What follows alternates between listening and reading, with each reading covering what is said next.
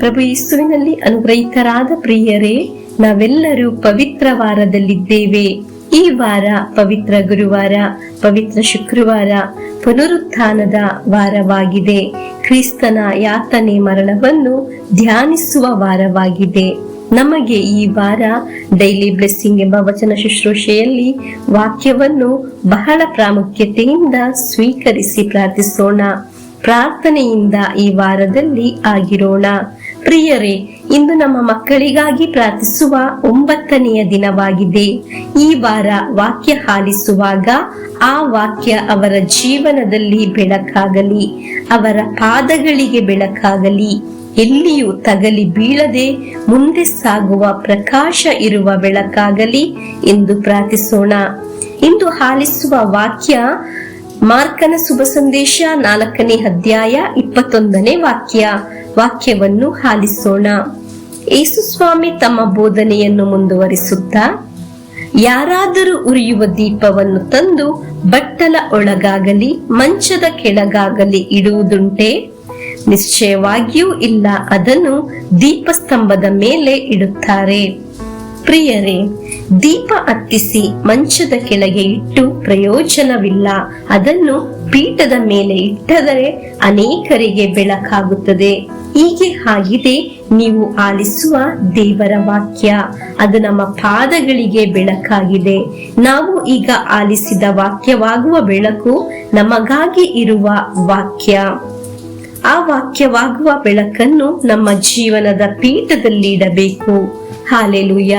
ನಮ್ಮ ಜೀವನವಾಗುವ ಪೀಠದಲ್ಲಿ ಇಟ್ಟಾಗ ನಮ್ಮ ಜೊತೆ ಇರುವವರಿಗೂ ಅನುಗ್ರಹವಾಗುವ ಬೆಳಕಾಗುವ ದೀಪವಾಗುತ್ತದೆ.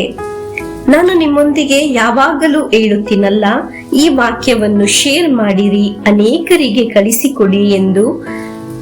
ಹಾಗೆ ಹೇಳುವ ಕಾರಣ ಇದಾಗಿದೆ. ನಾವು 10 ಜನಕ್ಕೆ ಕಳಿಸುವಾಗ ಪೀಠದ ಮೇಲೆ ಇಟ್ಟಿರುವ ಬೆಳಕಾಗುತ್ತದೆ. ಆ ವಾಕ್ಯವನ್ನು ಬೇರೆಯವರು ಕೇಳುವಾಗ ಅವರ ಮನಸ್ಸಿನಲ್ಲಿ ನಿರಾಸೆಯ ಕತ್ತಲೆ ತೊಲಗಿ ಹೋಗುತ್ತದೆ, ಅವರ ದುಃಖವು ತೊಲಗಿ ಹೋಗುತ್ತದೆ. ದೇವರು ನನ್ನನ್ನು ಪ್ರೀತಿಸುತ್ತಾರೆ ಎಂಬ ಅರಿವು ಅವರಿಗೆ ಮನದಟ್ಟಾಗುತ್ತದೆ. ಜೀವನದಲ್ಲಿ ಬೆಳಕು ಸಿಗುತ್ತದೆ. ನಮ್ಮ ಮುಂದೆ ಒಳ್ಳೆಯ ಆಹಾರ ಇದ್ದರೂ ಅಲ್ಲಿ ಬೆಳಕು ಇಲ್ಲದಿದ್ದರೆ ಕಗ್ಗತ್ತಲು ಆದರೆ ನಮ್ಮ ಮುಂದೆ ಇರುವ ರುಚಿಕರವಾದ ಆಹಾರವನ್ನು ನೋಡಲು ಅನುಭವಿಸಲು ಸಾಧ್ಯವಾಗುವುದಿಲ್ಲ. ಪ್ರಿಯರೇ, ವಾಕ್ಯವಾಗುವ ಬೆಳಕು ಒಬ್ಬರ ಜೀವನದಲ್ಲಿ ಬರುವಾಗ ಅವರ ಮುಂದೆ ಇರುವ ಒಳಿತುಗಳನ್ನು ತಿಳಿದುಕೊಳ್ಳಲು ಸಾಧ್ಯವಾಗುವುದು. ಅನೇಕರ ಜೀವನದಲ್ಲಿ ಒಳಿತು ಇದೆ, ಆದರೆ ಅವರು ಮಾತ್ರ ಅದನ್ನು ಕಾಣುವುದಿಲ್ಲ. ಅನೇಕರಿಗೆ ವಿಶ್ವಾಸ ಇಲ್ಲ, ಪ್ರಾರ್ಥನೆ ಇಲ್ಲ, ದೇವರ ಆರಾಧನೆ ಇಲ್ಲ, ಕತ್ತಲೆಯಲ್ಲಿ ಆಗಿದ್ದಾರೆ. ಅವರು ದೇವರ ವಾಕ್ಯ ಆಲಿಸುವಾಗ ಆ ವ್ಯಕ್ತಿಯ ಒಳಗೆ ಇರುವ ಕತ್ತಲೆ ತೊಲಗಿ ಹೋಗುತ್ತದೆ. ನಾವು ಆಲಿಸುವ ವಾಕ್ಯ ನಮ್ಮ ಜೀವನವಾಗುವ ಪೀಠದಲ್ಲಿ ಇಡಬೇಕು. ಹಾಗೆ ಆಗುವಾಗ ನಮ್ಮಲ್ಲಿರುವ ಎಲ್ಲ ಕತ್ತಲೆಗಳು ನಮ್ಮಿಂದ ತೊಲಗಿ ಹೋಗುತ್ತದೆ. ನಮ್ಮ ಭವನದಲ್ಲಿ ಅನುಗ್ರಹ ಉಂಟಾಗುತ್ತದೆ.